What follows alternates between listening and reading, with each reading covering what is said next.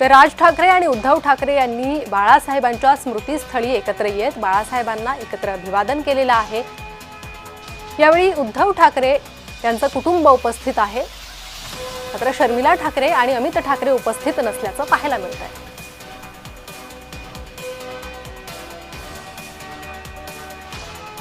आणि याच संदर्भात आपल्यासोबत संवाद साधण्यासाठी राजकीय विश्लेषक प्रवीण पुरो हे आपल्यासोबत जोडले गेले आहे।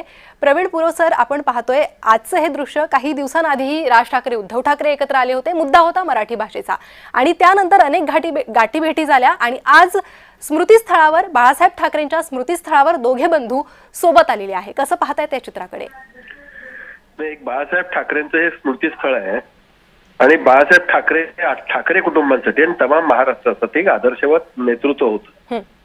आणि अशा बाळासाहेब ठाकरेंच्या स्मृतीस्थळी दोन्ही बंधूंनी एकत्र जाणं हे ऑब्व्हियसली म्हणजे शक्यतच आहे। म्हणजे त्यांनी दोघांनी एकत्र जाणं ही या दृष्टीने खूपच महत्वाची गोष्ट आहे। आणि आगामी काळामध्ये या दोन्ही बंधूंमध्ये झालेला समन्वय लक्षात घेता आजच्या ह्या कार्यक्रमाच्या निमित्तानं ते दोघांनी एकत्र जाणं हे अभिप्रेतच होतं।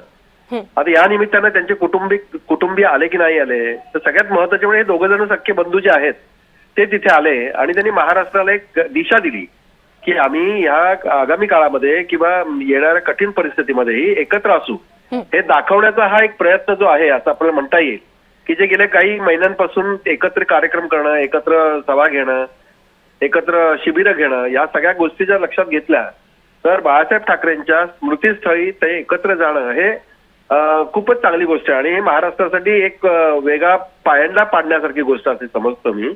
आणि त्यांच्या कुटुंबियांनी तिथे जायला पाहिजे, खरी गोष्ट आहे, पण प्रत्येक ठिकाणी त्यांची पत्नी आली का, त्यांची मुलं आली का, याला जास्त महत्व दिलं जात नाही। हे प्रमुख नेते जेव्हा तिथे जातात तेव्हा इतर कार्यकर्त्यांकडे पाहण्याचा दृष्टिकोन थोडा नरमाईने घेतला जातो आपल्याकडे परंपरेनुसार। त्यानुसार बाळासाहेबांच्या स्मृतीस्थळी राज ठाकरे आणि उद्धव ठाकरे जाणे हे महाराष्ट्रासाठी जे अभिप्रेत। अगदी प्रवीणजी, हा प्रश्न यासाठी विचारला कारण उद्धव ठाकरे या ठिकाणी सहकुटुंब आले। हो, ते खरं आहे, ते उद्धव ठाकरे सहकुटुंब आले, त्यांचं ठरलं पण असेल कदाचित जाणं। राज ठाकरे सहकुटुंब आले नाहीत, पण राज ठाकरे स्वतः आलेत। म्हणजे राज ठाकरे आल्यानंतर बाकीचे कोण का आले नाहीत त्या म्हणण्याला काही अर्थ नाही। कदाचित ते नंतर येतील, दिवसभराचा कार्यक्रम असतो आणि या निमित्ताने ते येऊ शकतील। पण ते दोन प्रमुख नेते म्हणजे मनसेचे प्रमुख आणि शिवसेनेचे पक्षप्रमुख हे दोन्हीकडे आले म्हणजे त्यांच्या कुटुंब आला असा त्याचा अर्थ होतो। ठीक आहे, ते आले म्हणजे महाराष्ट्रासाठी एक ते वेगळं वातावरण आहे। अगदी प्रवीण सर, राजकीय दृष्ट्या महाराष्ट्रातलं आता सध्याचं हे जे व्यासपीठावर दिसतंय स्मृतीस्थळावरचं चित्र, हे निवडणुकांमध्येही असेल? निश्चितच गेल्या काही काळापासून त्यांनी जे येणाऱ्या मुंबई महानगरपालिकेसह महाराष्ट्रातल्या ज्या काही स्थानिक स्वराज्य संस्थांच्या निवडणुका ज्या आहेत या निवडणुकांमध्ये अधिकाधिक एकत्रित आपण या निवडणुका लढवायच्या आहे। दोन्ही पक्ष प्रमुखांनी ठरवलेले दिसतंय। विशेषतः मुंबई आणि ठाण्यामध्ये हे दोन्ही पक्ष एकत्र असतील। विशेष वेळ महाविकास आघाडीचा कुठलाही संदर्भ न घेता या दोघांनी एकत्र येण्याचा जो काही संकल्प सोडलेला आहे तो महाराष्ट्राच्या आणि मुंबईच्या भल्यासाठी घेतला असं आजही लोकांना वाटतंय।